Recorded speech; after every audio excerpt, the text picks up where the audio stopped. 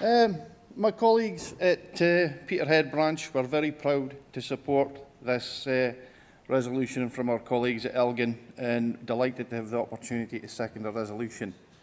Because Peterhead and Elgin have a lot in common. We're both communities that are quite poorly connected to transport infrastructure. Now, my friends, you may recall the first resolution we approved at last year's conference was re-railing the North East. I'm glad to report that things are moving along, but for too long, both our areas have been poorly connected to transport infrastructure and very cut off from the transport networks that more urban areas may take for granted.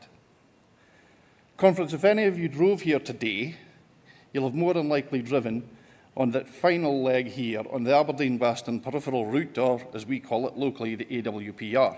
Passes very close to the venue. Having worked on that project, I can tell you that the route was first drawn for that in 1952. 1952. So, well, that project could and should have been delivered by a Westminster government decades ago. I'm proud that it was actually delivered by an SNP-led Scottish government, and we should all be proud of that too.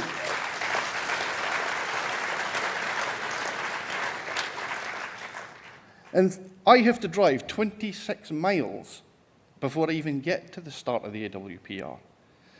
But even at that distance, I cannot begin to tell you how transformational that has been for my community. Our community's appreciation for the benefits of the AWPR show that it won't be just Perth and Inverness and Aberdeen that benefit from the A9 and 96 projects being completed. But every community along and in between and in proximity to the routes will benefit too. But, Conference, I regret that we're even having to have these discussions because we have previously committed to this project, and as Jeremy just pointed out, sometimes it was decades ago. Now, our opposition have got to turn this project into a bit of a political football, and I'm afraid, my friends, we've given them too much possession in this game. So, SNP Elgin and SNP Peterhead propose that we tackle them and we take possession of that ball and stick it in the back of the net. Many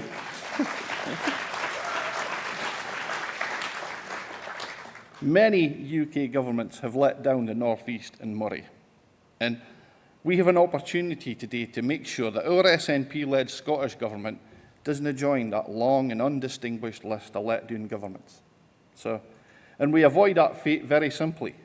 We avoid it by keeping our promises. So please support the resolution. Our branch is very proud to second it. Thank you.